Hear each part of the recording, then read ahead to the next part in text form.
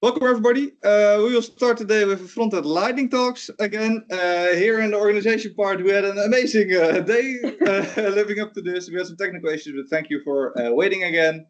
We will start right away. We have two amazing presenters here talking about everything surrounding testing and frontend and how they combine, of course. I will say it again, but please put your questions in the chat. We have a full team of moderators in the back over here. Normally you are, of course, used to a little bit of different background. We don't have that right now. But if you have questions or discussions, feel free to just ask them right away. After each presentation, there's some time to answer the questions as well, if they are already not answered by other frontenders. No. Well, today's team, we have Lotte, Lotte right in the middle indeed, will present the first presentation. Then we have Noël, also here, very nice. And myself as a host, Chen. And today we are at the Frontend Lighting Talks, but the Frontend Lighting Talks also means the Frontend Meetup group, which is already growing, and probably you have subscribed to it, which is amazing. We do all kinds of different events, mostly surrounding the Society office in Utrecht, but also online, so everybody can join, which is great. We do all kinds of different talks. As you can see in the past, we've done a lot, but regarding front-end architecture. A positive thing, you can also watch it back via YouTube if you want. That's always possible. The link will be shared in the chat. But for instance, front-end architecture, UX and front-end, so we also try to combine disciplines as of today with testing, of course. Some back-end and front-end, cloud and front-end, but you see the main team here, front-end, of course, the Frontend Lighting Talks, and security and front-end.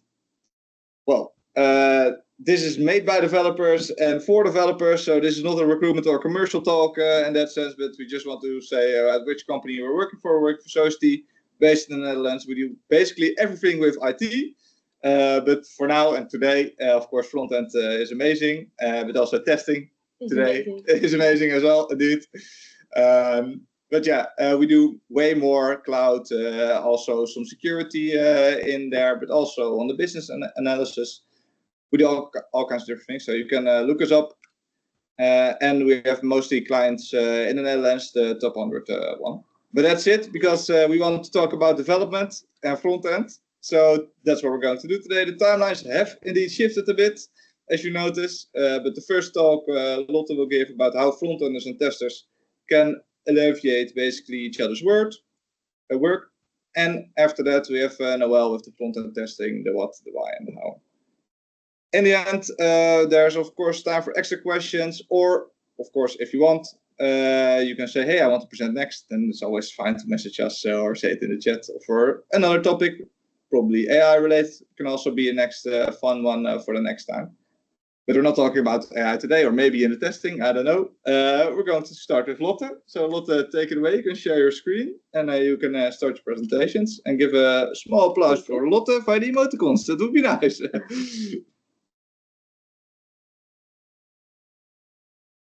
Just, it's visible for everybody. Yeah, perfect. Thank you. Well, thank you for inviting me today. I've dropped a little QR code with my LinkedIn. So if you think, hey, there's something more I want to talk about, let's connect. But if you want to wait what I have to say first, I also paste it at the end of the presentation. So smart. Yeah, a little bit about me. I'm Lotte. I'm an agile test expert at Society. I actually went to art school, but I've been working in IT now for more than 5 years. I found that's a little bit more my thing. But I've played the IT field, a little bit. I worked at agency side. I've worked at a business side that collaborated with agencies, but I've also worked at business that has fully internal IT teams. So it's very interesting to experience the different types of IT environments. And from this experience, I want to share my preferences in collaboration with developers. So this is based on what I've seen in the last few years. I've worked with big teams, small teams, multilingual teams. So that's coming up. You also see a picture of my office dog. She's very cute. I always take the opportunity to show her off. He's very cute, yeah. So I've divided my presentation lightning talk in 5 pillars. I'll start with some good practices that I've seen and like. Then I'll talk a bit about the shift left. What is it and what can it look like in a development process? Team culture and how that is important. Communication tools, and finally tech support. Well, we have about 15 to 20 minutes, so it's not a lot of time to really go into depth. So I will touch some topics that I find very valuable. If you want to learn more or talk more about a certain topic, you can always contact me or drop some questions in the chat. So first up, some good practices. Well, I've never worked in a company that does not work with DTAP. That's something that works very nicely if you work in larger IT teams. There's a dedicated environment for every stage of development. But I have noticed that's a little tip I'd like to give to developers. When you work on the dev environment and you're ready to deploy your work to test, always do a little sanity check. Is everything deployed? Is everything looking good? I have experienced when people do that releases are a lot more stable and I can already start testing. First but verify, basically. Yeah, exactly. And then we work a lot with feature flags. This is something, I learned about actually in my last assignment. We work a lot with feature flags. It gives you a lot of flexibility. We can already build our features independent of third parties, so that makes our timelines much smoother. We also use feature flags for different versions of a web page. If an external party has maintenance in the weekend or whatever, you can still be up and running using the feature flags, using a different version of the page. So do make use of them. Another new good practice, it's not yet entirely in my system, but is to build and test for accessibility. We have, I'm not sure everybody has heard of it, I hope you do, but we have the European Accessibility Act coming up. So I think by June or July 2025. June 28th. Okay, it's up to date. Yes. Yeah, we have to comply with accessibility. So if you're not doing it already, make sure that your components, your pages are accessible, and if possible, also report that in your acceptance criteria as a check to get it into your system. We also have to check for accessibility. And then a final good practice is to, by default, implement data test attributes or data test IDs. If you're not already working with test automation, it's likely you will work with test automation in the future. And I've experienced, it's just very stable to use data test attributes in your automated tests. So if you make a habit out of it, you're good to go. I have a small example here from a web page that we have and what these data test attributes look like for us. And what you see on the right, so basically every component that we want to identify for test automation has a data test attribute.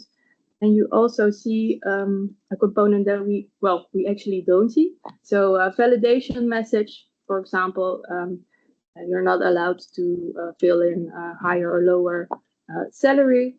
There is a validation message, and also this message has a data test attribute, so we can also validate these in our test automation. Then next, I want to talk about the shift left. And what is it?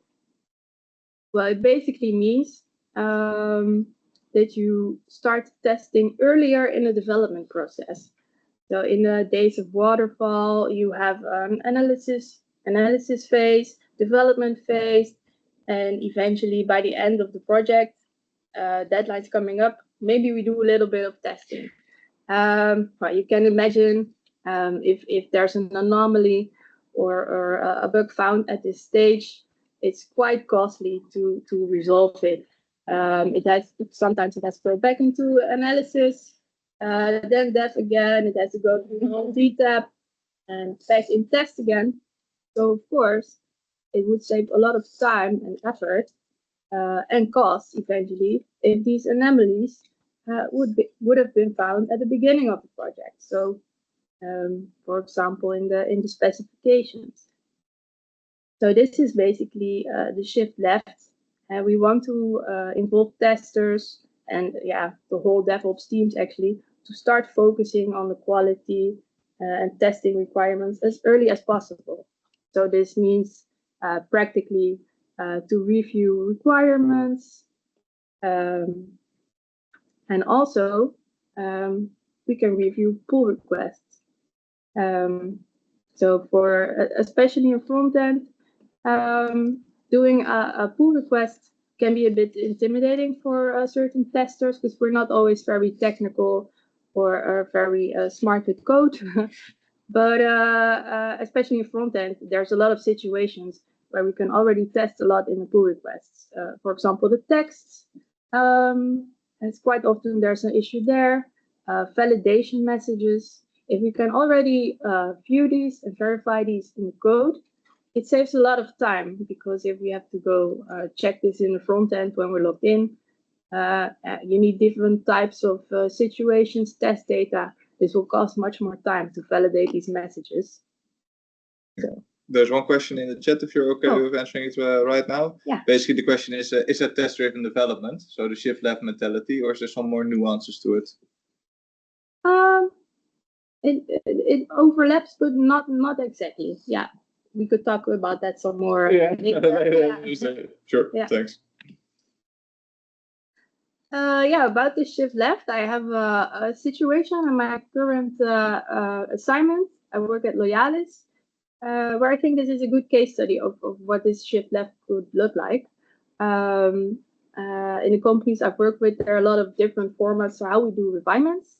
And I've experienced that what we do at Loyalis, it works very nice. It costs a little bit more time in the beginning to invest, but I've experienced that through a development process, I find less bugs, less anomalies, because we have the same point of view. We already found a lot at the beginning. So what this looks like, we bring a user story that has a status and each requirement into the sprint, and we give it 3 subtasks. And this is for a team that has a business analyst, the developers, and testers. The business analyst starts with the refinement. He collects the specifications from the business, writes them down in location that everyone can access. For example, Confluence, that's for us. And he writes down the first acceptance criteria. When he's done, a developer does a refinement, and he focuses really on the technical aspect of the new feature. And he also adds this to Confluence. So what kind of technical things need to be done, and are there dependencies or things we already can clear up with other teams or with the business. And then finally, the tester does a refinement.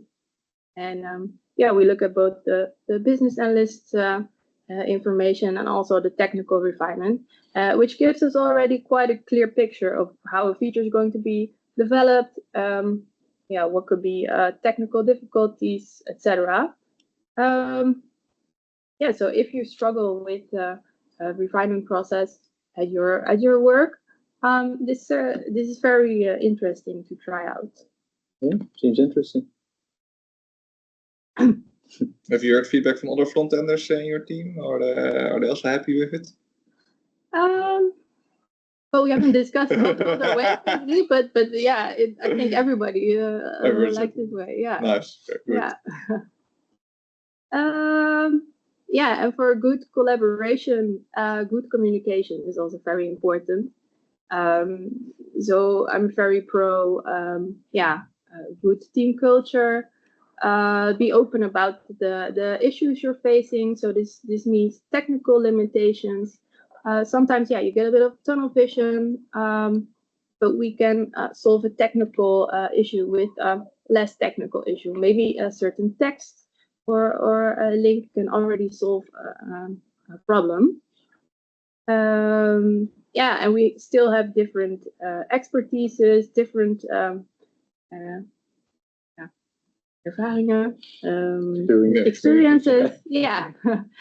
And we can learn from that, for example. Yeah, so as testers, we get a lot of feedback from the business who do the acceptance testing, and we see a lot of ways users want to go. So for example, the image on the right is a bit an example of this. We design like this. So we experience this. So share these experiences so that you can already, spot them at front and tackle them already. And also your personal goals and ambitions. What do you want to learn? And help each other reach these goals. You're a team and you have the same goal. And it's very nice to empower each other, learn from each other. What we also notice sometimes in teams are bottlenecks. Someone has certain information or knows a lot about a certain topic. Try to remove these bottlenecks. Share your information and educate your teammates. So for me as a tester, for example, I do a lot of test data management, and I get a lot of questions from developers in my team. They want to test something locally. Can you give me this data or that data? Which I, of course, happily provide, but it does cost time to gather it. So I gave a little demo to my team how they could manage their own test data, which could be easily done with Swagger, for example. For us, we can create some requests, mutate some data. You help them mature a little bit. Yeah, and the other way around, of course, they also help me and give me demos. So with communication, also good communication tools are necessary. I think the most important thing for me is easy access to documentation, and documentation needs to be a single point of truth. I think we've all experienced email change with changes, and it just takes a lot of time to keep up with that. So this really is the way to go if you want a clear development. As a tester, what I've also experienced that developers actually do use my test plans as well. I'm not sure if it's useful. That's useful, Yeah. Currently at Loyalis we work with Azure DevOps, so there it's very easy. You have this test plans plugin. When you have a user story, you create test plans. It's very easy to view these test plans. But I've experienced it also works very well because when developers start development on a user story, I start with test preparation. I make logical test cases. And then I gather the physical test data. I add this to the test cases, and I see that developers already verify quickly in their development phase if it matches and they use this data. So easy access to this, I think it helps as well. And of course, also some basic good practices, to have clear user stories that everybody understands, make them invest, independent, negotiable, valuable, estimatable, small, and testable. I think it's also the basis of good communication, and that your team can build on the same things. Clear bug reporting. So yeah, clearly share how a bug occurs, how you can reproduce it, and also for this, make sure that your test data is reusable. So if you report a bug that can easily be reproduced, or if you need to do some regression testing, for example, that you always have clear data and the same data to work with and get the same situations. On the development side, there are two things very annoying indeed. Yeah. Not having the correct test data, that's the fun indeed. And the other one is not having a reproducible bug in that sense, because then we cannot do anything with it. Yeah, and then you close the tickets. Yeah, and then you close the ticket indeed. It comes back. It comes back. And then a never-ending cycle indeed, with good tips. I've experienced a lot of these loops. Yeah, so good to hear that this is looking familiar. And finally, tech support. I really get a lot of tech support from developers. They help me with. I'm getting into test automation. Most of my testing still is manual, but I've learned a bit about it last years. And I couldn't do it, I think, without the help from developers. So they helped me with the framework setup. I'm also trying to code a little bit, of course, learning TypeScript. And who has more experience with code than developers and front-end developers? So it's also very valuable for testers if developers review their test automation PRs. I get a lot of good insights. Better ways to write code. So it's very valuable for me. I really learn a lot from that. And also, if there are issues with testing, or it's very difficult to test certain things, I have developers that come with solutions on how we can test. So one backend developer, in this case, build an API service where I could inject test data in certain services. But just an example of how we can help each other out. And for front-end testing, very valuable. I find the DevTools skills. Most of how to work with DevTools I've learned from frontenders. So I think this could be a very interesting topic in itself. But they learn me about how to go around a certain annoying pop-up without touching it. I get to learn next week. I don't know how it works yet, how I can manage a feature flag in the DevTools. So learning something still every week. And how to inspect network requests and how to block them to trigger certain test situations, to validate error messages, for example. So these are all very valuable skills for a tester to learn. So if you know these things, not everybody knows them, so share it.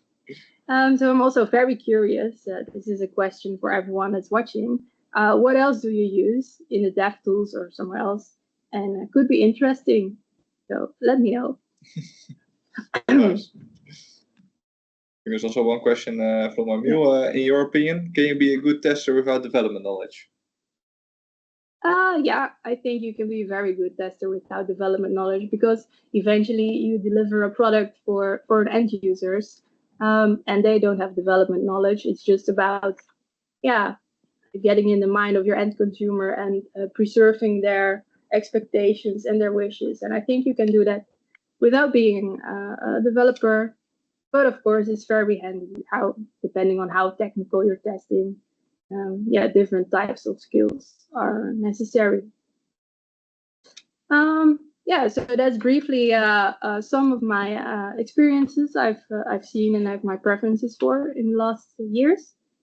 So I want to thank you all for listening, and I've listed some key takeaways. If you're not doing them already, try to apply them. I'm curious if you find them valuable, and if there's something, that clearly should have been in this presentation but isn't there. I'm curious to hear about it, so let's connect. Thank you, Lotte. Well done, well done. Give her some applause indeed, and also online. Yeah. Nice. So if there are any questions left, please ask them in the chat as well. I do also have some questions for you, Lotte, just out of curiosity. I can also ask them. Because we talked about front-end and testing, but how can other expertises influence this scope and area of working together? Yeah, I think not everything is specific for front-end testing. Yeah, I can look at the whole DevOps team basically, business analysts, backend, also for backend developers and everything in between. I don't know what we have these days, front-end and backend developers, right? Full stack. I think just IT teams in general can learn a lot from this. But some elements are really specific for front-end, but because you really build the components that everybody sees. Nice, that is a valid answer indeed. I see there's another question as well. Do you have a favorite test automation framework? Somebody recently switched to Playwright and they quite enjoyed it. Yeah, I don't have a lot of experience yet with different test automation frameworks, but I am actually working in Playwright right now. I hear a lot of good things about it, and for me, I think it's very nice as someone who's starting in test automation. It's very nice to work with Playwright to getting into it. I think it's very manageable. So yeah, I can say I'm a fan of that right now. Nice, great stuff, great stuff. I don't see any other questions, so thank you all. And of course, you see the QR code if you want to connect with Lotte. If there are any follow-up questions, I think they're all free to ask you, right? Yeah, sure. Yeah. Thank you. We will continue, of course, with our next speaker. And I will show you who it is. It's, of course, Noël. Here from all the way from the south, I think, right, Limburg? So that's right, nice. Yeah. Took me a while to get here, but I'm happy to be here. Nice. Well, front-end testing, the what, the why, and the how. So the front-end perspective of this part. So take it away, you can share your screen, and good luck. Sure. Give some applause for Noël in that case.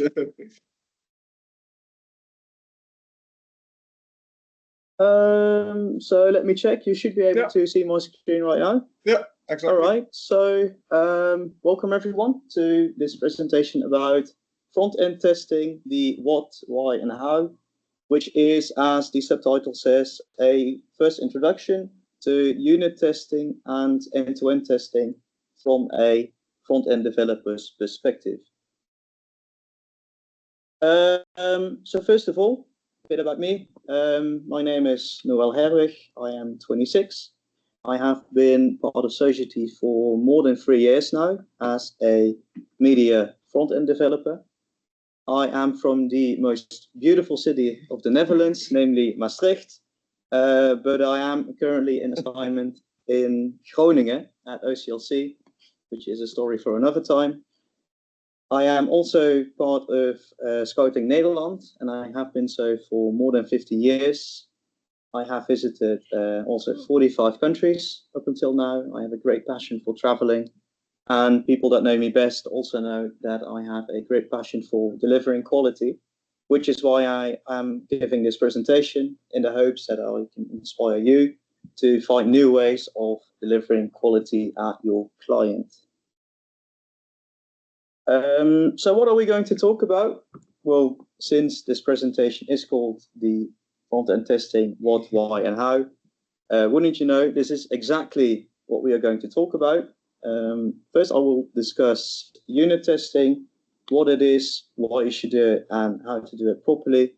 And for the second part, I will discuss end-to-end testing, what it is, why you should do it, and again, how to do it properly.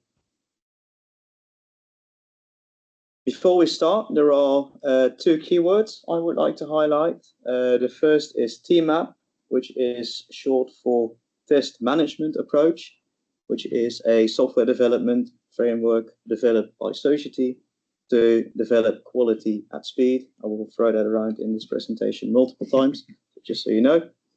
And also OCLC, which is short for Online Computer Library Center. Already mentioned it before. This is where I am currently in assignment, but it's not as well known as ING or Rabobank. So I just wanted to say that again. So unit testing, let's start with that.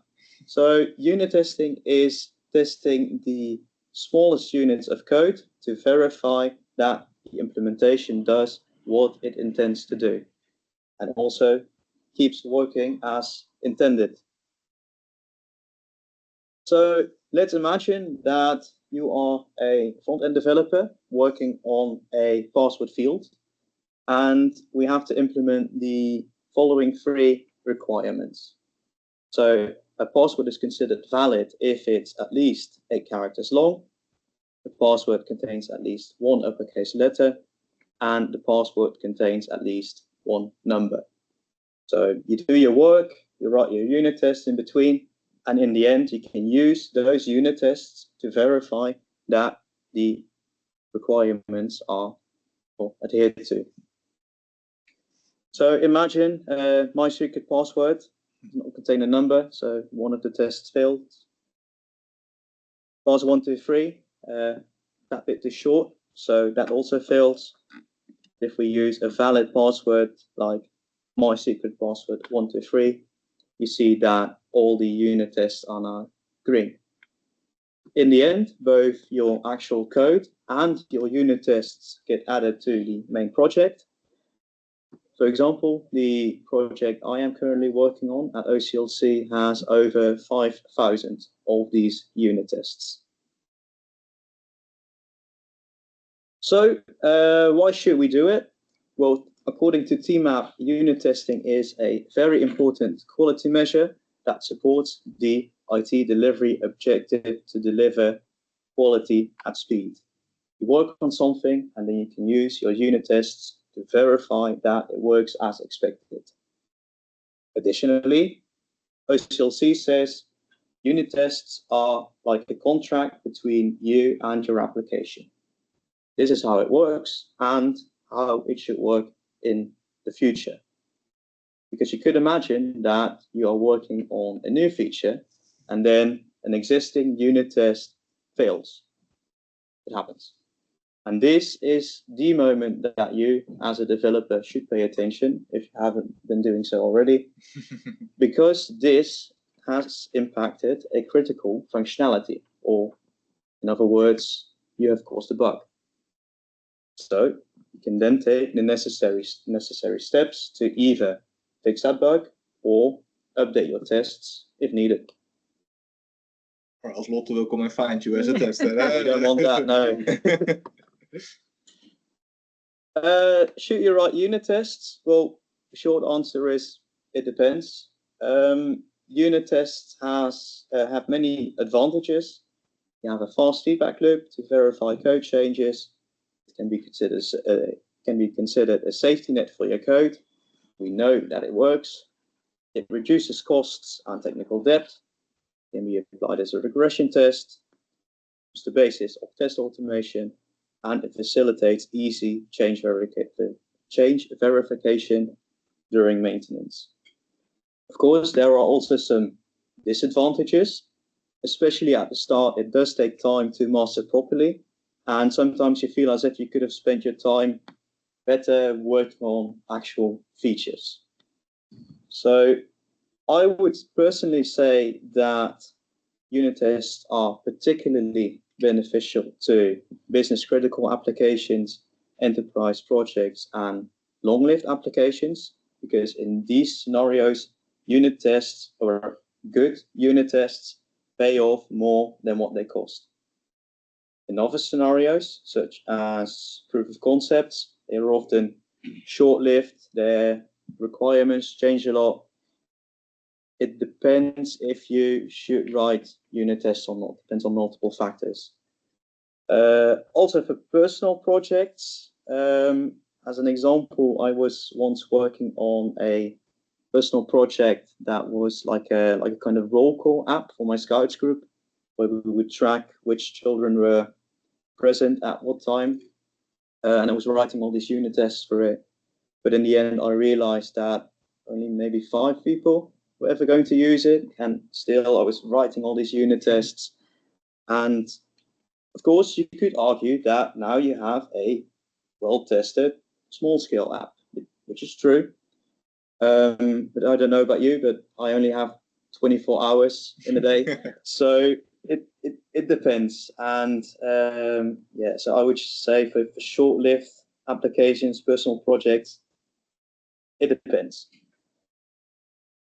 Also, yeah, almost forgot that. Bad unit tests, they can give you trouble as well. But I will tell you more about that in how you should write unit tests. Because as TMAP says, well-written tests are assets, while badly written tests are burdens.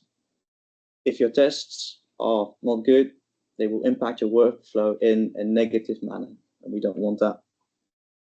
Additionally, OCLC says tests can only be as good as the code they are testing. If your code is not reliable, your tests will not be reliable either. Unit tests, it's wonderful, but it's not a magical solution that suddenly fixes everything.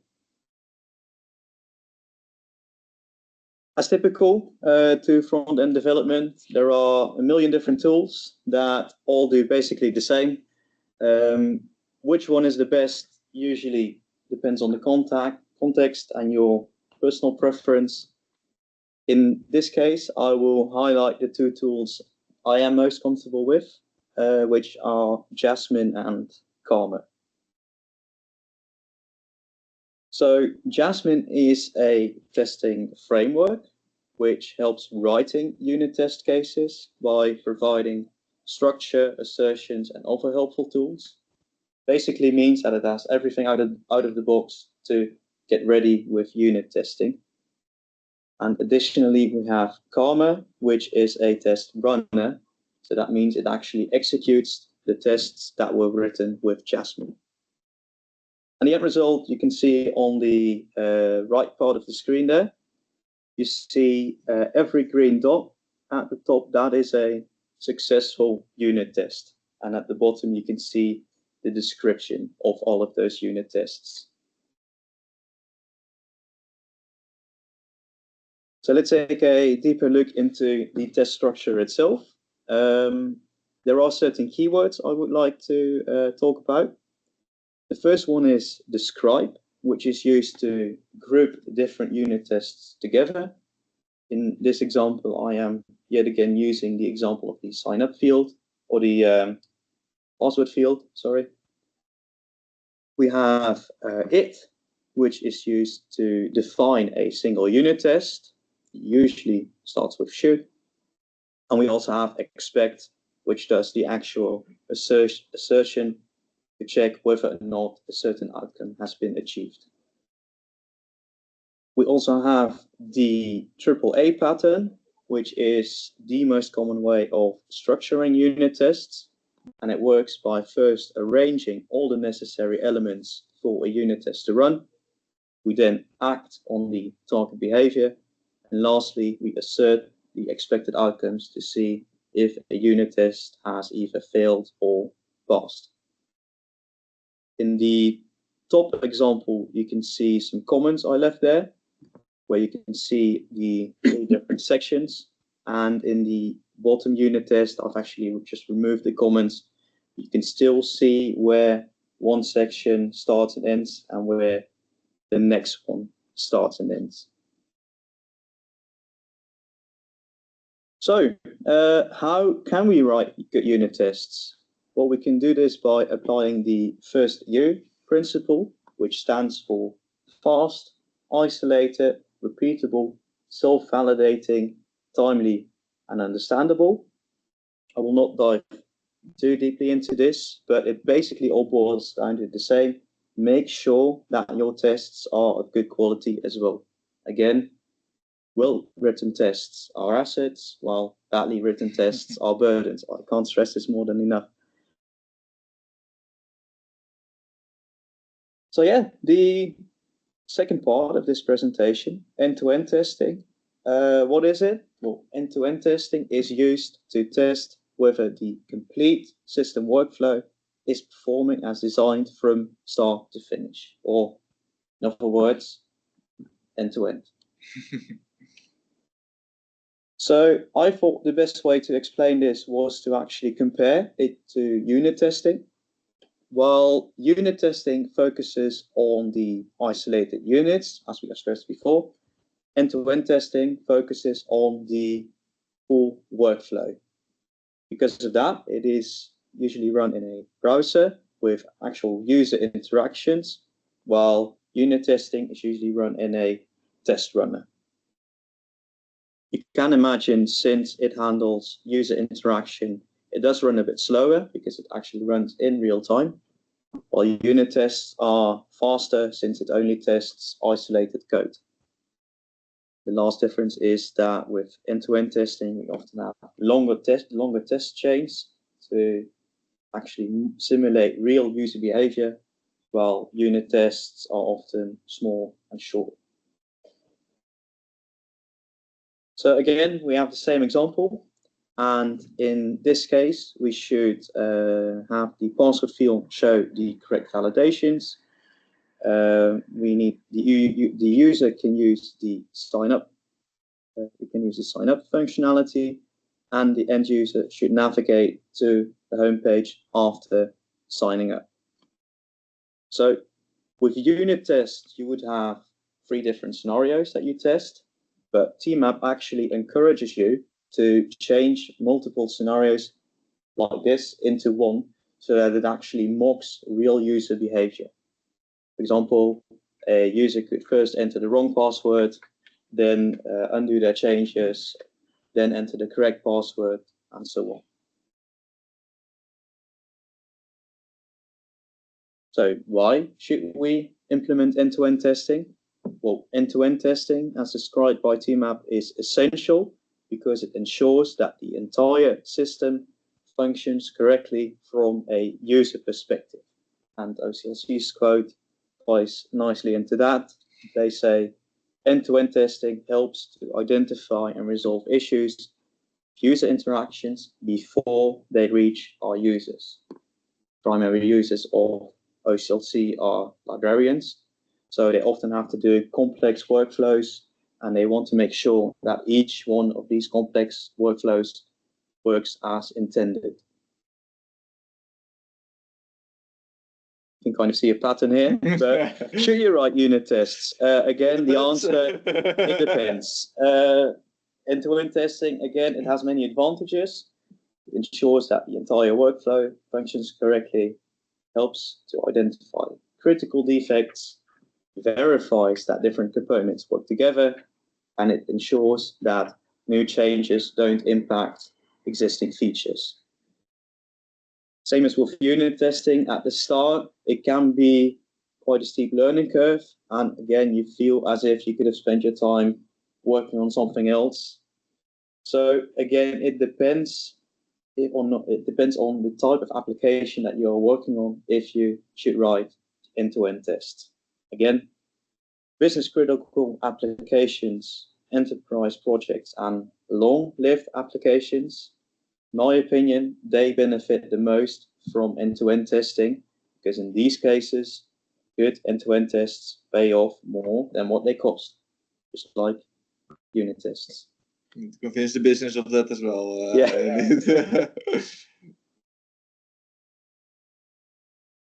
Again, let's get technical. How can we write end-to-end tests?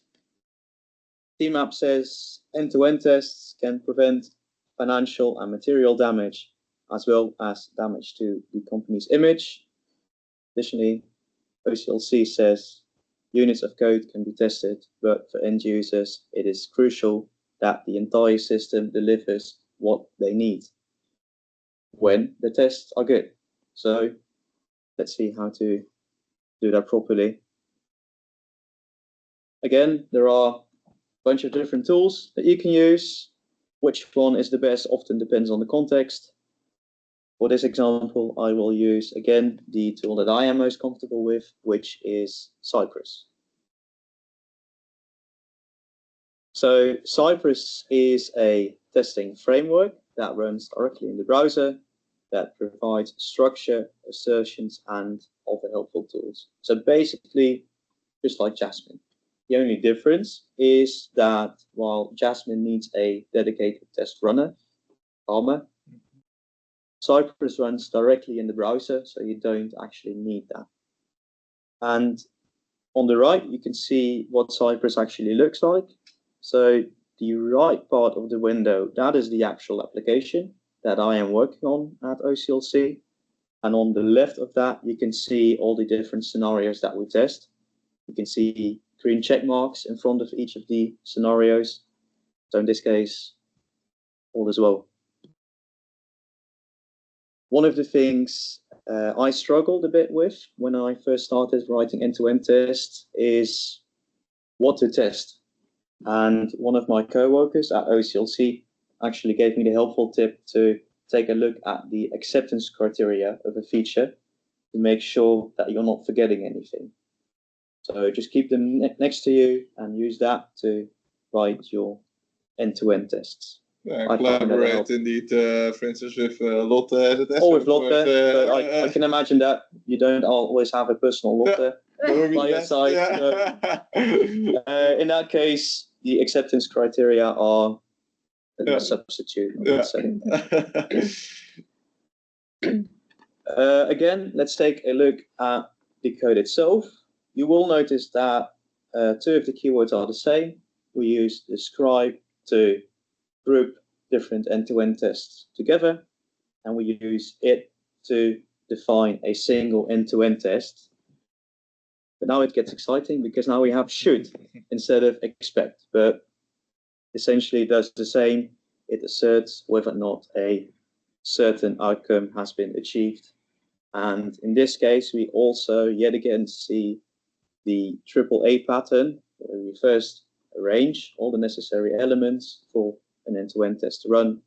We act on the target behavior and then assert the expected outcomes.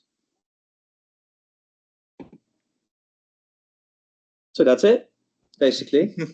I hope I have given you a basic understanding of what unit testing is and what end-to-end testing is. But there's one question left, and that's what can you do at your assignment after this presentation? Well, I've summarized that in 5 key takeaways.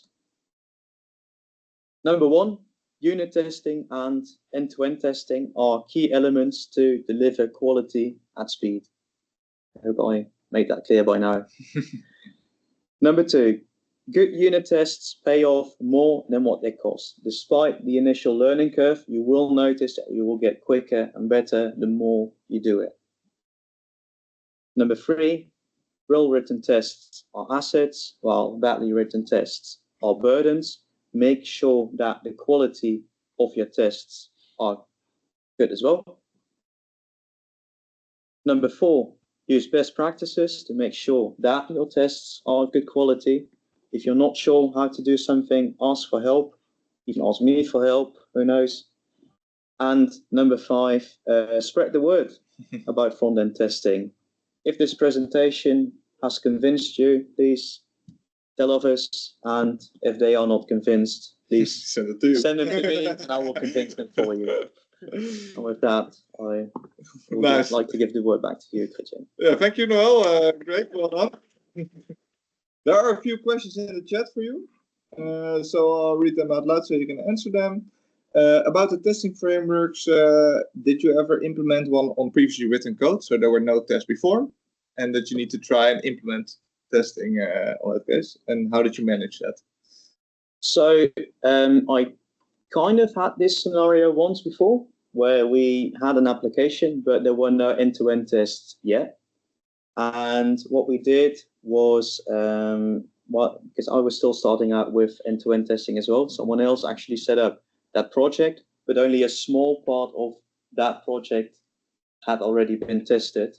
So mostly that co-worker just helped me to set up the environment and to just show me the basics of end-to-end testing, just like I just showed you before as well. Yeah, and I think starting with it is already important as a starting point, so to say, but also business logic is, I think, pretty important if you want to test actually something, to know what to test. What to test, Very nice, good question. There was also a question related to, do you write network mockings? So probably stubs, etc. like that, or maybe even the API calls in the network tab itself? That is a good question. I do actually write that as well. But for this presentation, I decided to only handle the basics. Of course, you could handle mock requests, spice, you name it. But for this presentation, I decided to just keep it on the introduction. On a basic level, a first introduction to these testing methods. Nice, thank you. If you had to choose one method, unit or end-to-end test, yes, that's very difficult. Is there a certain preference or value? I don't really have a preference. I see it kind of as two sides of the same coin. If you must choose? If I must choose, I like unit testing more on a personal level because I have more experience with it and they give me less trouble. So I usually get my work done a bit quicker when I am working on unit tests. Yeah, I think from a tester, from my perspective, I would also say unit tests, because this is the fastest feedback loop that you can create. So it's always good to start with unit tests. It's the base of all testing. The testing pyramid in it. Yeah. Well, unit testing is only a small part compared to testing as a whole. It is essential in catching issues early on. Yeah. Good addition. Exactly what we're looking for during the testing and front-end meeting. There's also another question. Do you test unhappy flows in the end-to-end test, or are unit tests sufficient for that?